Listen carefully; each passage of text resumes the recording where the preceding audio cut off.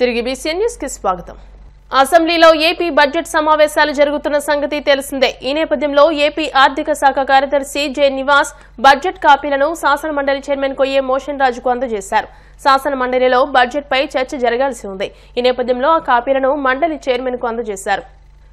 పశ్చిమ గోదావరి జిల్లా Palakollu rural police station నుంచి పూలపల్లి బైపాస్ రోడ్డును 10 లక్షల రూపాయలతో అభివృద్ది చేస్తున్నట్టు మంత్రి నిమ్మల రామానాయుడు స్పష్టం చేశారు. రోడ్డు పనులను పరిశీలించిన అనంతరం మాట్లాడుతూ ఏపీ వ్యాప్తంగా ఎక్కడా రోడ్లపై గోతులు లేకుండా మరమ్మతులు చేపడుతున్నట్టు తెలియజేశారు. రోడ్లకు మరమ్మతులు చేపట్టి వాహనదారులకు ఇబ్బందులు తలెత్తకుండా చర్యలు చేపట్టినట్టు తెలిపారు. పాలకొల్లు రైల్వే గేటు క్రింద నుండి పోలపల్లి మధ్య వరకు కూడా ఏదైతే పాలకొల్లు పోలపల్లి బైపాస్ రోడ్డుకు ఈ యొక్క పాలకొల్లు రూరల్ పోలీస్ స్టేషన్ నుంచి సబ్ స్టేషన్ పక్కగా వెళ్ళేటువంటి ఆ రోడ్డు ఏదైతే ఉందో ఇది ఒక మంచి కనెక్టివిటీ రోడ్డు. ఎప్పుడైనా రైల్వే గేట్ వేసేసినా లేకపోతే ఏదైనా ట్రాఫిక్ జామ్ అయినా కూడా ఇమ్మీడియట్లీ టౌన్ రోడ్ నుంచి ఈ యొక్క బైపాస్ రోడ్డుకి కనెక్టివిటీ ఉండాలనే ఉద్దేశం.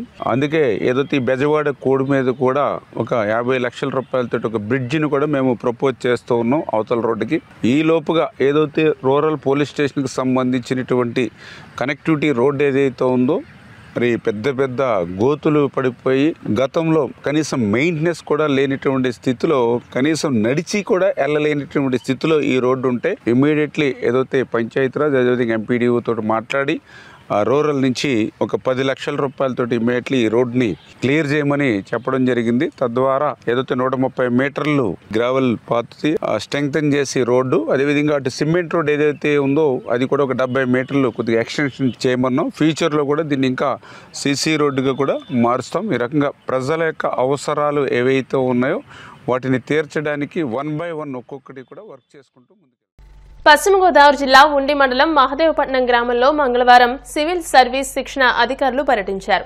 గ్రామంలోని జడ్పీ ఉన్నత పాఠశాల ఎన్సీసీ విద్యార్థులు అధికారులకు ఘన స్వాగతం పలికారు. ప్రత్యేక పరేడ్లో డ్రిల్ నిర్వహించారు. శిక్షణ అధికారులకు గౌరవ వందనం అందించారు.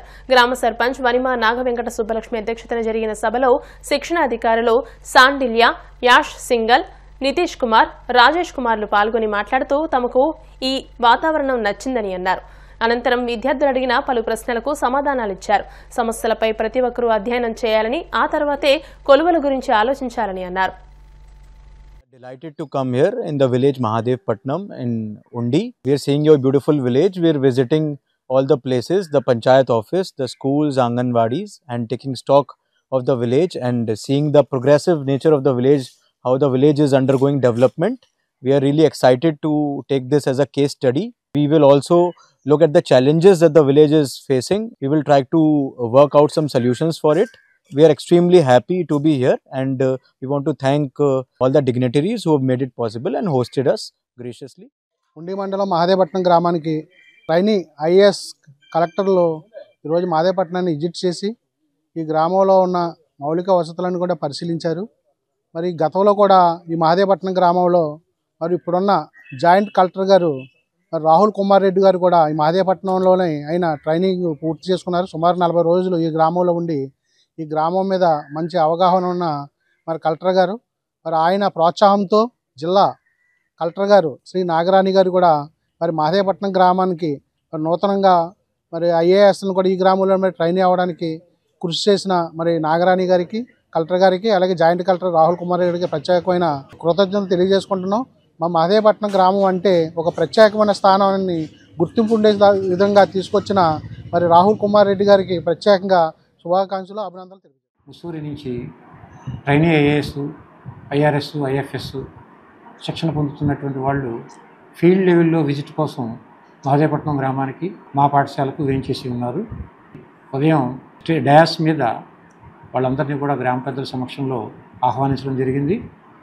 ఆహుతులైన తర్వాత మరి వాళ్ళకి మా పాఠశాల తరఫున ఎన్సీసీ పెరేడ్ చేసి ఘనంగా స్వాగతించడం జరిగింది. పెద్దలందరూ కూడా మాట్లాడడం జరిగింది.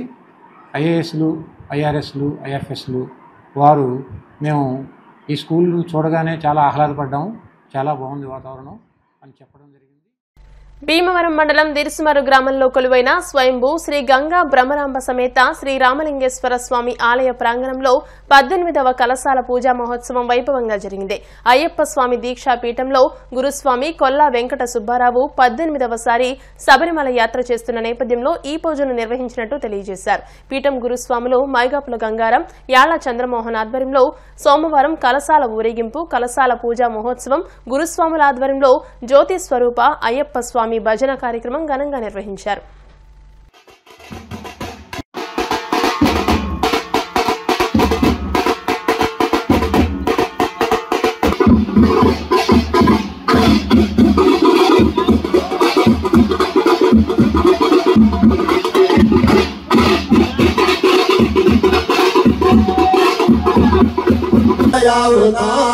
హరిహర గుణయ్యప్ప స్వామినే నమః.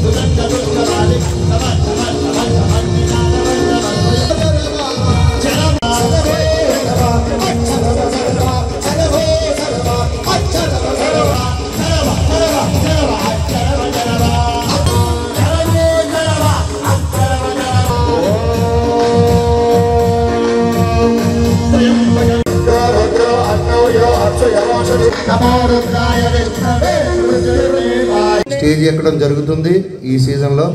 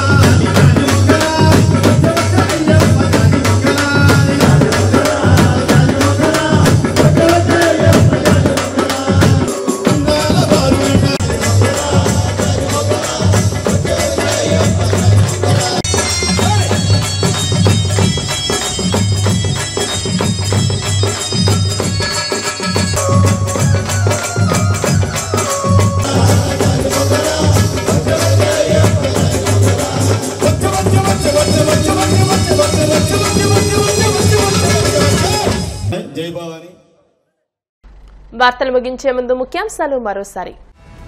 వెంకటేశ్వర స్వామి ఆశీస్సులు ప్రజలందరిపైన ఉండాలి. భీమవరంలోని కార్తీక మాస అఖండ దీపోత్సవంలో పాల్గొని ప్రసంగించిన కేంద్ర సహాయ మంత్రి భూపతిరాజు శ్రీనివాస వర్మ.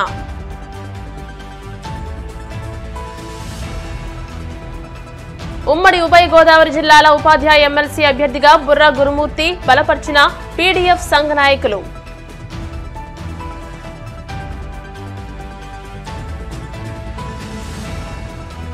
క్యాన్సర్ను ప్రాథమిక దశలోనే గుర్తించాలి. ప్రజలకు సూచించిన కడప జిల్లా వైద్య ఆరోగ్య శాఖ అధికారి నాగరాజు.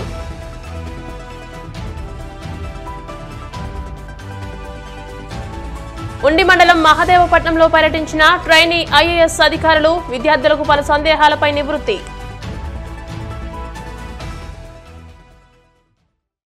ఈ వార్తలు ఇంతటితో సమాప్తం. మరిన్ని వార్తల కోసం BCN digital YouTube channel, Facebook page ని ఫాలో అవ్వండి. అప్డేటెడ్ వార్తల కోసం ప్లీజ్ సబ్స్క్రైబ్.